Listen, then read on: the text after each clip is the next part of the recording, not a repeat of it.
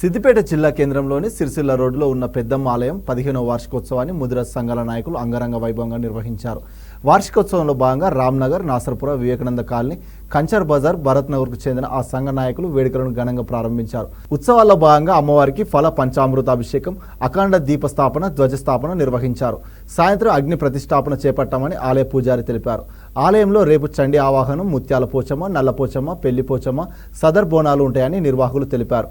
బోనాలు బారిమం నాసరపురం ముదిరాజ్ సంఘ భవనం నుంచి బయలుదేరుతాయని చెప్పారు. సోమవారం అన్నదాన కార్యక్రమం, పెద్దమ్మ సదర్ బోనాలు ఉంటాయన్నారు. వేడుకలకు భక్తులు అధిక సంఖ్యలో హాజరై కార్యక్రమాన్ని విజయవంతం చేయాలని ముదిరాజ్ సంఘ కమిటీ సభ్యులు బొడ్డు సునీల్, మంతూరి సుమన్, కండ్లకోయ బాలకృష్ణ, బోనాల శ్రీనివాస్, సీనియర్ జర్నలిస్ట్ వెంకన్న కోరారు.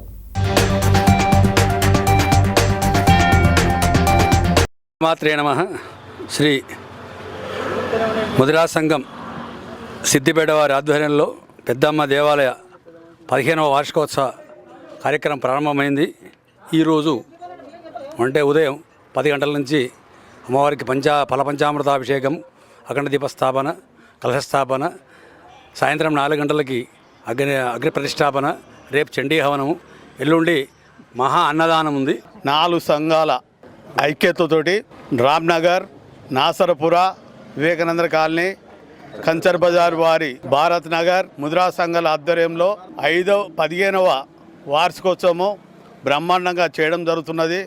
ఈరోజు అభిషేక కార్యక్రమము మరియు పూజా కార్యక్రమం మొత్తం అలంకరణతో అయిపోయింది. రేపు అగ్ని ఆహుతి, ఎల్లుండి సోమవారం రోజు అమ్మవారి యొక్క సదర్ బోనము, తీయబన్ను,